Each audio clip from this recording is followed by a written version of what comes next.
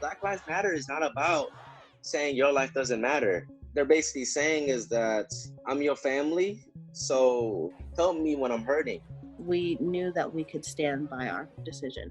And if we would have died that day, we would have been okay with it.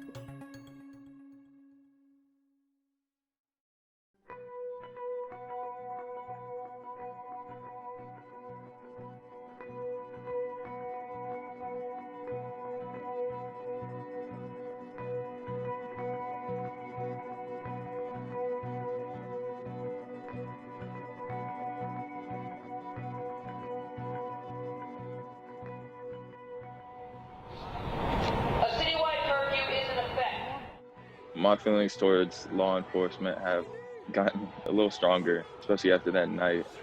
We were marching down Swan Street and the police cut us off at the end of the neighborhood. So we tried to turn around and we realized they cut us off at the start of the neighborhood too. So we were pretty much boxed in. We really didn't know what to do. We were asking them what they wanted us to do, but they wouldn't talk to us.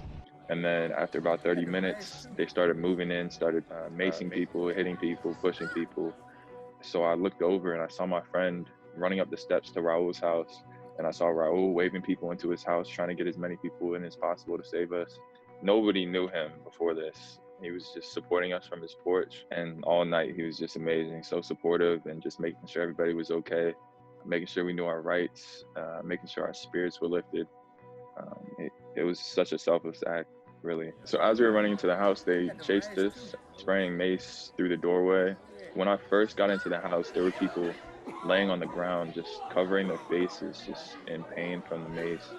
And that was one of the scary things too, because so many people were inside that house and people were coughing and it was so close quarters and there was no like air for us to air the place out. And it was a struggle for a while. They kept trying tactics to try and get into the building. They came to the door and said that somebody inside called for medical help. I do not need medical attention. When nobody inside called for medical help. They tried to break through the back door. Nobody believed them. Raul made sure everybody was being smart. He gave us business cards so that if we did get in trouble and they tried to say we were breaking into homes, they could just call him and he would say he invited us in. They told us that they could arrest us in the morning due to the previous night's violations. But we figured as long as we got enough press to the front door in the morning, we'd be covered and they wouldn't harass us on national TV. So that's what we did, and we ended up getting out safe. We can't let this die out after a few weeks. We have to keep it going, hopefully past the presidential election. All of you are my family. All of you are my family. I love each and every one of you. I knew if I can get maybe just one officer just kneel down and hold my arm and look me in my eyes and say, we changed the world together. Woo! That's powerful. That sends a message. But I knew if I wanted to deliver that type of message, I cannot go out attacking these officers. If we charge you and you charge us, what is that really? I was arrested for disobeying lawful order because they told us to move. I did this, let's deal with the consequences. And people don't want to pay up. Police officers don't want to pay up. People who looting don't want to pay up. Peaceful protesters don't want to pay up, like me, because I didn't have a permit, So even though I was peaceful, I didn't have a permit. I took that experience and made it a learning experience. I did 2 other protests but this was a straight peaceful protest. The cops actually helped us march across Arthur Ravenel Bridge, so we were safe. Obviously, law enforcement have to do better. That's the obvious. But in order for them to do better, we have to communicate with them better.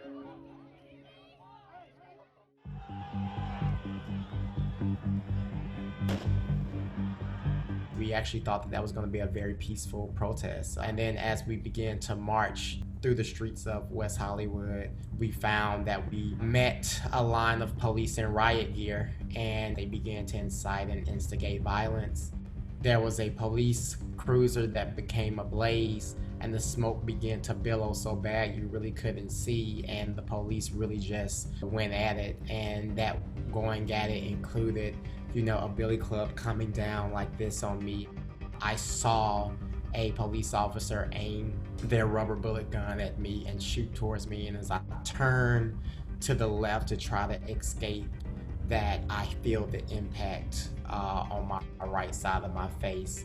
The ringing felt that it's as if I was on a countdown to death.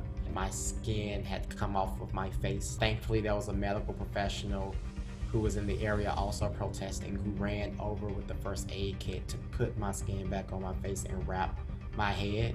I had a head injury. My entire zygoma area, 2 bones are still broken there as I speak to you. And back here, my face was busted open, and I just was able to get those stitches out last week. My doctor told me that it was literally an inch from my temple and an inch from my eye, so either I would have been blinded or dead. I'm one of many stories of people who had been hit with a billy club or shot with a rubber bullet. I am not moved by police kneeling with protesters. I am not moved with police marching with protesters. I am not moved with police hugging protesters. That is not what we on the streets are doing. That is not what we have asked them to do, because a police kneeling with me and a police hugging me doesn't negate the fact of a police officer busting my face open. I don't need people to paint streets Black Lives Matter and see them from space. What I need is to see that city budgets show that we are de-investing in the police and reinvesting those dollars across communities that really need them in terms of healthcare, education, parks and recreation, social services. I believe there needs to be a reimagining of public safety. We don't need armed police officers to respond to every situation and every 911 call. It is seen across the country that they don't have the training nor the capacity to do that without someone showing up dead. And so right now there is, for me, no trust in police officers.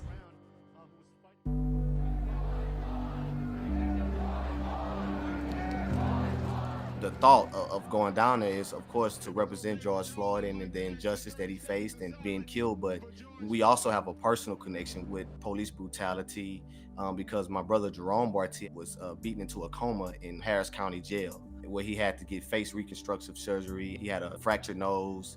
He had an orbital blowout. So we dealt with this personally in our family. Luckily, he didn't die like George Floyd died.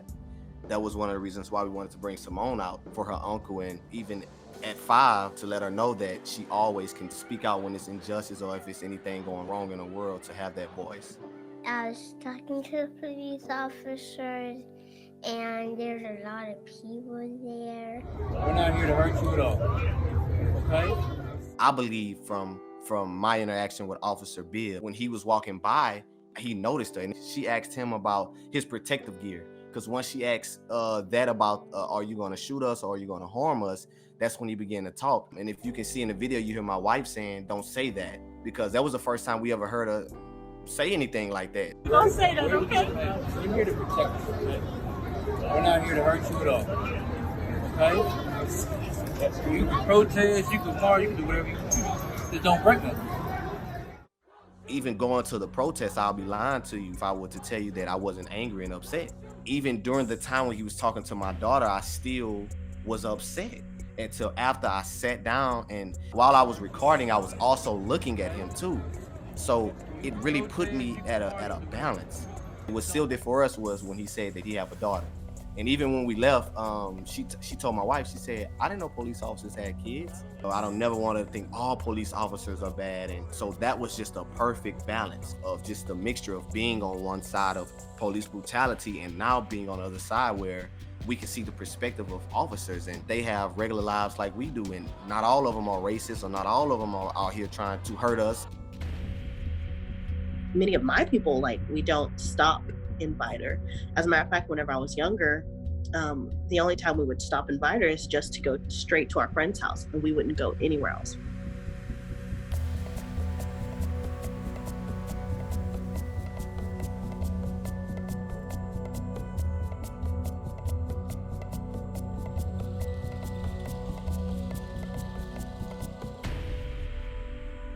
I asked her, I was like, are you ready for that? Do you understand what you're doing? Because I knew, I was like, you can potentially lose your job. Your family probably won't back you because of safety reasons. She was like, well, that's where I grew up. That's where I was born. That's where my life is. And that's the town that I love. And I was like, we do agree on that. Sometimes whenever people are given a stereotype, others, they don't give them the chance to correct it. They were the reason why I was like, okay, yes, this is really important. We need to show how the town of VIDOR has changed. We were both planning this peace march. Maddie ended up calling several businesses, seeing if we could have it over there at their location, and every business that she contacted, they were like, no, we cannot have that. And so she was like, okay, you know what? Let me go ahead and just try to call the police department and see if they could help us out. And they were actually the ones that suggested that we should do the Peace March in Gold Park. The park was dedicated to veterans, where the community center was. And it ended up working out so beautifully. Over 200 people were there. What we felt was just pure love and support. We did have a few people in trucks pass us by, and they were revving their engines, but nobody got out of their vehicles. They were just looking, giving us the eye. VIDOR PD was amazing. We appreciate them so much. Everybody was working with us in that department, and I can never tell you how amazing they are. And that just goes to show how far that they've come and how far we can go.